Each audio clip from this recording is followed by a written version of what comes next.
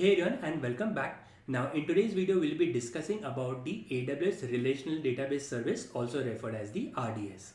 Now before we discuss more about the Relational Database Service, let's quickly revise some of the challenges while maintaining database in a EC2 instance or any other server that you are managing. One of the first one is you have to provision and install your own database system. Second, and the most important one, which most of the organizations neglect, is the host security. So the aspects like patching, hardening and others are very important if you are managing your own database server in EC2 instances. Third is for various use cases like creating replicas, high availability and others, you will have to rely on your database administrators. So this is one of the reasons why most of the organization who install the database in the EC2 instances, they offload those tasks to third-party vendors or they hire their own database administrators. So as opposed to that, a lot of organizations in fact are now migrating their database into a managed offering like AWS RDS. So RDS is a fully managed relational database service in cloud. So in RDS, what happens is that the AWS manages the underlying hardware, the operating system, the security and software patching, as well as various aspects like automated failure detection and recovery for you. So your primary aim here would be to connect directly to the database and start to use it. As we're discussing, RDS comes with a lot of interesting features that you can access in just the click of a button. So you can provision resize hardware on demand, you can create multi-availability zone deployments, you can create read replicas and so on. So that's the overview about RDS. Let's do one thing, let's directly jump into the practical and understand on how you can create our first database through RDS. So currently I'm in the AWS Management Console. Let's quickly go to services and we'll use the RDS service. Now within here, let's quickly go to the DB instances and we can go ahead and click on create database. So let me quickly close this feedback message. Now within here, if you look into the database engine option, there are a lot of engines that are available. You have Aurora, you have MySQL, MariaDB and so on. So for our simplicity, let's quickly go ahead and use the MySQL one. So within here, you can select which version of MySQL that you intend to use.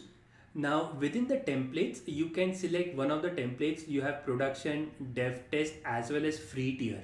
Now production is one where various settings related to high availability are automatically enabled.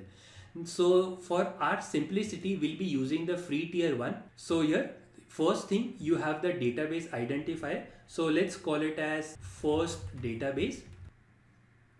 And here you have to specify the admin username and the password. So let's quickly add a password here. Now remember that there are certain constraints while setting up the password, so you need to be very careful. So you cannot have things like slash, double quotes, @ and so on. Once done, the next part is the DB instance size, where you can go ahead and select various other DB instance sizes. The reason why others are deselected is because we had used the free tier one. The next part is storage, where you go ahead and allocate a specific storage. Now there is one more very interesting option which I really like, is the storage auto scaling. So for example, if you have allocated 20 GB of storage and your database is getting full, then the underlying storage will automatically be resized. So you do not really need to worry much about issues related to disk getting full. So this is one interesting option. Again, for high availability, you can select things like multi-AZ and so on. These are deselected since we had used the free tier. And within the connectivity, you can select the VPC. You can select the security group, and there is one interesting option of publicly accessible. So you can either select it as yes or no. So if you select it as no, then you will not be able to access it over the internet at a default configuration. Again, if you have VPNs and others, you will be able to do that, but otherwise not. So let's use the default configuration, which is secure, where the database is not publicly accessible, and you also have a security group that is associated with your RDS database. Now from here, it also shows you the estimated monthly cost depending upon the configuration. Now in here, in case if you also want to enable backup of your database and so on, you can do that. There are a lot of other advanced configurations like audit logs, which is more to do with security. Anyways, we'll ignore those things right now and we'll keep it simple. Let's do a create database. Great. So currently the database is in the creating stage. Now do note it can take a little amount of time for the database to be created. It can be 5-10 minutes. So let's quickly pause the video and we'll return once the database status is available. Alright, so it took around 10 minutes and our database status is available. So let's quickly open this up.